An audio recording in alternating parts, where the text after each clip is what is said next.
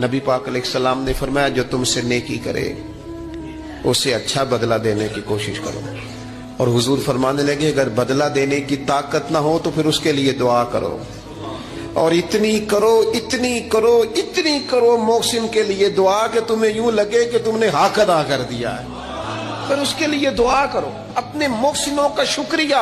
और यारो मेरे नबी पर कोई एहसान नहीं कर सकता, लेकिन मेरे रसूल पाक सल्लल्लाहु अलैहि वसल्लम से जिसने थोड़ी सी भी मोहब्बत की ना, मदीने वाले लेने गए मेरे नबी पाक को हिजरत से पहले, तो हुजूर के चचा हजरत अब्बास रदी अल्लाह ताला अन्हु हालांकि अभी कलमा नहीं पढ़ते थे, वो कहने लगे ओ मदीने से लेने आने वालों, नबी पाक यहाँ बड़े मुअज़्ज़ज़ हैं, इनका बड़ा एजाज है, अगर तुम महबूब की हिफाजत कर सकते हो तो फिर लेके जाना। तो अहले मदीना ने कहा कि आप एक दफा भेजें तो सही, हम तो अपने अहले खाना से बढ़कर हिफाजत करेंगे। ये बातें हो रही हैं। एक अंसारी थे हजरत अबुल हैसम, उठ के ना हुजूर के करीब गए, कहने लगे या रसूलल्लाह एक बात कर लूं?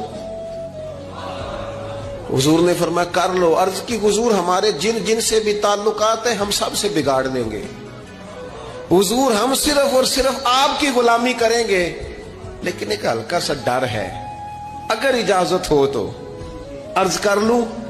हुजूर ने फरमाया करो। अर्ज करने लगे या रसूलल्लाह कल को अगर आपको गलबा मिले, और अल्लाह के फजल से मिलेगा, तो फिर ऐसा ना हो कि आप अपनी कौम की तरफ लौट आए तो फिर हमसे ये फिराक ये बिछोड़ा सा नहीं जाएगा, हुजूर फिर आप वापस तो नहीं आएंगे। तो हुजूर ने उनकी बात सुनी तो हुजूर मुस्कुरा पड़े, फरमाया मदीने वालों सुनो, कभी ना भूलना मैं तुम में से हूं और तुम मुझ में से हो, छोड़ के क्यों। हमारे एक बुजुर्ग से किसी ने कहा था ओ तुम लोग मदीने ज्यादा रहते हो, हालांकि नबी पाक ने तो मक्के में ज्यादा वक्त गुजारा है।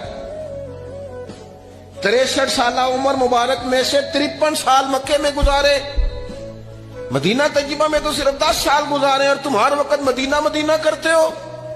वो कहने लगे जा जाके अपना कैलकुलेटर ठीक कर, तेरा ये फलसफा भी ठीक नहीं। नबी पाक ने मक्के में 53 साल गुजारे हैं और मदीने में कयामत तक के लिए डेरा लगाया है, जा जाके कैलकुलेशन ठीक कर। हुजूर ने फरमाया रहना भी यहाँ है, दफन भी यहाँ होना है, कयामत में उठूंगा तो मेरी कब्र भी मदीने से खुलेगी।